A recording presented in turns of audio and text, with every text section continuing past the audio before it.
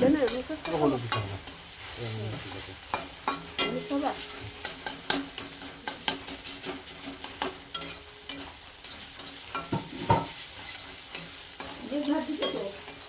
ওই কটা ভাতে খেতে পারে ভাতটা ওদের ওর মধ্যে নিও না গন্ধ ওর মধ্যে দিও না এই না না থালায় দেখো তখনই গেলে ভাত নিয়ে চলে আসো তখন খাওয়া দাওয়া হয়ে গেছে আলু তো হ্যাঁ আগে দেখবা